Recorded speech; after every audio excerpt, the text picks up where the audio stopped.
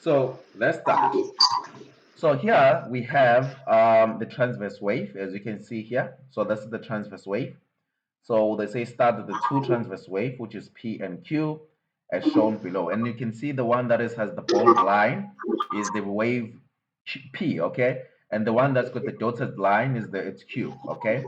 Now, the first question, they are saying write down one difference and one similarities between wave P and Q. Now, I want you to note this, right? If you remember correctly, I will start with explaining this. If you remember correctly, we have the transverse wave, okay? We have the transverse wave, and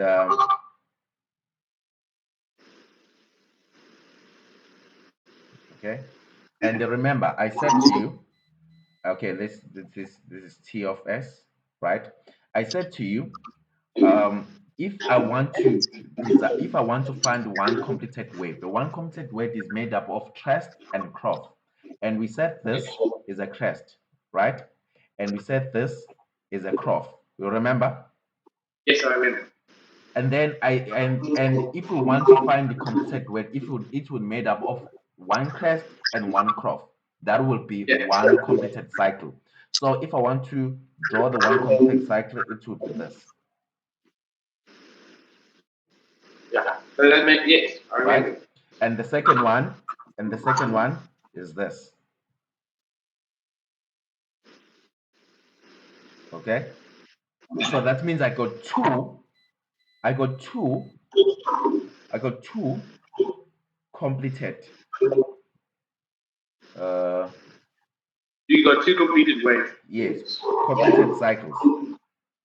Okay? Yeah. I got two completed cycles. Right? Now, why this is important? It's important because you will able to identify what we call the wavelength. Okay?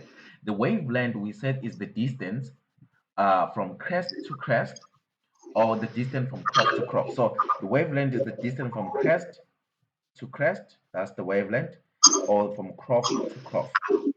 That's also the wavelength. Okay? All right? And then the period is the time it took, is the time it's taken for the wave to complete one full cycle. Now, people they misunderstand the period. They are thinking the period is the time it took the wave to complete the total is the total time that it takes the wave to complete all the cycles. That's not the case. The period is the time it takes the wave to complete one full cycle, which is that. Okay. For example, let's say here we have 0 second, and then here let's say we got 1 second, and then here we got 2 seconds, we got 3 seconds, and we got 4 seconds. That means the period will be So two. our waves are so it's a wave per 2 seconds. Yes. So the period is 2 seconds. Okay. So the period is 2 seconds. And then if I want to find the period for this wave over there, I'll simply say 4 minus 2. Okay. And then I'll get the period of the wave. Okay. And let me say this, the period of the wave doesn't change, right? If it takes 2 seconds to complete one cycle, it will also take for 2 seconds to complete another cycle. Okay. You understand? Any question here? Yes. No, this makes sense. Right. So now that's the first thing. And then the second thing, let's just go straight to this question now. Okay. Let's go straight to those questions. Okay. So if you look at this question over here, let me try to make it quite bigger than this. Okay. If you look at this question, if they are saying write down one difference and one similarities, the first thing I will start with similarities. Okay. The similarities, you can see that the distance, okay, you can see that A for wave P, né? You can see that A and C are the crest. Do you agree? Yes, they are the best. And you can see that B and C for wave P are the trough. Yes. And you also can see that also on the wave Q, A, because this corresponds to A. So A and C are the crest, and B and D are also the cross.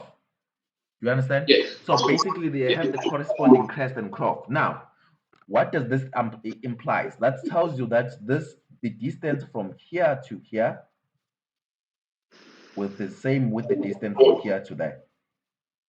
You So get then they me? have the same.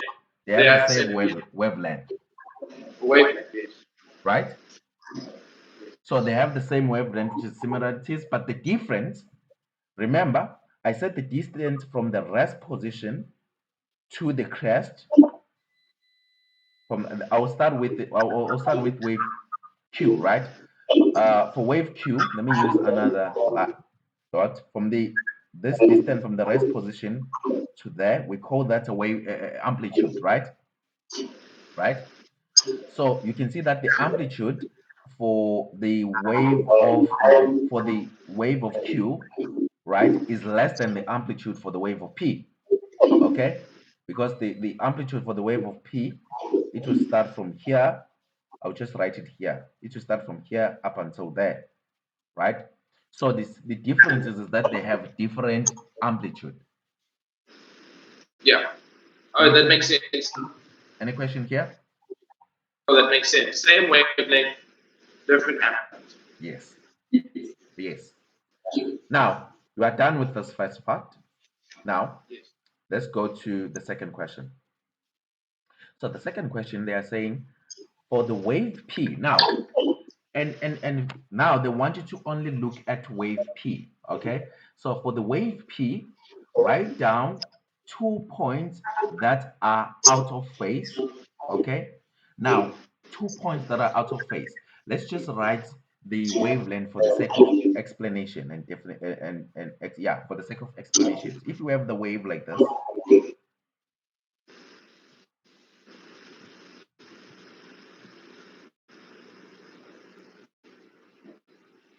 okay, then I have this A, B, okay, C, D, E, F, G, H, I. Now, if we have something like this, the point that I will be in phase are the points that will form, most of the time will form the wavelength, and are the point that makes sense, that are parallel to one another. Let me put it that way. So the point that will be in phase are the point that will be parallel to one another. So basically, the point that will be in phase for this wave will be A and E, right? And will be C and F and G. So C and F are in phase, and F and G are also in phase, right? And B and H are also in phase, okay? And then I, G are in phase, I, F are in phase, you know what I mean? So all of those that are parallel to one another, those points are in phase. Now let's talk about the points that are out of phase. Okay, so the point that are out of phase are the one that doesn't make sense. You know, the one that like most of the time they will form like if you want to take them, you have to take them in a form of an incline like this. Okay, like for example, this point and those points are out of phase, right? And this point and A are out of phase, and C and E are out of phase. E and G are out of phase. E and F are out of phase. E and B are out of phase. E and H are out of phase. Do you get my point? Yeah, that makes sense now. That makes sense. Right? So Basically, so it's so basically the yes, points on the wave that don't match each other, which is simple enough. 100%. And it doesn't make sense. Those are out of phase. Okay. Now, now let's go straight to this question over here. Okay. Right. Now, okay, so 2 points that are out of phase, as you can see here. So they talk about P. So P is a bold line, is the one that is bold. So let me just use the orange line to So So yeah, but there's multiple points that are out of phase. We actually have a few things to choose from. yes, We can exactly. go, we can go A, B, we can go to C. Yes, yes, my man, yes. So there we have a few things to choose from. So it's actually a simple question. Yes, you can choose for any point. You can take A, B, you can take C, B. They want two, by the way. So you say A, B, and C, B. That's fine. And you can also select C, D. That is fine also. Okay. Okay. Now, Yes. now, they are saying here now, uh, write down the amplitude. Okay. Now, the amplitude, I agree. The amplitude is quite easy to find it. Okay. But remember, most of the time, at some in other wavelength, it will be difficult for you to find the amplitude. I gave you the formula. If you remember, I gave you the formula to calculate the amplitude. You can actually calculate the amplitude of the wave. Okay, so the amplitude of the wave, right, highest is the highest point minus the lowest point divided by Oh 2. yes, I remember. I You remember remember. that? Why that is important? Like for example, here it's quite simple, right? You can see that at this case the amplitude is 15. Okay, it's 15 for this case Yeah. because you have 15 here and minus 15. But Yeah, because in some cases you'll have where the maximum point is not the same with the minimum point, and it should be quite difficult for you to find the amplitude. Like this, if we have, for example, let's say we have the wave that is starting here. Okay, you get my point. And then let's yeah, say here we have 3. Let's say here we have -1. Okay. Now someone say, what is the amplitude of this wave? Now it's not easy for you to find the amplitude of this wave, but if you use the formula, it's quite easy because you just say, oh, okay, the amplitude would be the highest point, which is the maximum point, which is the crest, is 3 minus the lowest point into -1 divided by 2. So that will give me 3 negative times negative, that is positive 1 over 2. That would give me 4 divided by 2, which would give me 2. So the amplitude would be 2. Okay. Now, as I said, it, this is useful. You'll see why this is useful when we are dealing with the complex wavelength. Okay. But the easiest one like this, we can just go ahead because they have the same maximum point and the minimum point, but different signs. So we can just go ahead and say it's 15. Okay, so it's 15 millimeters. So the amplitude is 15 millimeters. Here, the answer. Okay, any question here? no, that one actually made sense to me because before you helped me, I actually wrote that one down because I thought I knew the answer. Yes, yes, good job. Now, let's go to this. They are saying to 6.3, define the term frequency of the wave in width. Now, most of the time, people they are struggling with definition, but definition is very simple, right? So what you have to master with the definition, you have to use the formula to calculate what we want to define. So if you want to calculate the frequency is equal to 1 over t. Okay. And another formula, the frequency, V is equal to frequency times wavelength. So the frequency can be um, the frequency can be V over wavelength. So you can define the frequency in two ways. Okay. And remember, this formula of 1 over f, you will only use this formula. What does this formula mean? Because people, they don't understand this formula right here. This means that the frequency is equal to one completed cycle divided by the period of that cycle. Okay, one completed cycle divided by the period of that cycle, right? So you can simply say is the rate of, okay, is the rate of the completed cycle in the wave, because anything that you divide by time is the rate. Okay, is the rate of change, sorry, is the rate of change in the completed cycle. But let me just what is the correct, what their definition is. So you can use that, you can use the one that I just taught you, which is the frequency is there a rate of change in in the number of wave, right? Or you can say is the number of wave, right?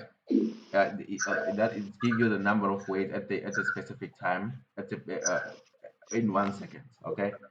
Or you can simply say the frequency is it's the velocity of the wave divided by the wavelength of the wave. That is also the definition of the frequency. You can define the frequency like that. That is fine, right? That is fine. There's nothing wrong with that because most of the definition they are taken from the formulas. Okay. Now, do you have any question here? No, this makes sense. It's simple enough. Okay. Now, the next question, which is 6.4, they are saying for wave Q, calculate. Now, this is wave Q. Now, I'll just label wave Q with another color. So that is wave Q. Can you see this color I'm using? I can see it. So wave Q is the dotted section. Yes, it's the dotted.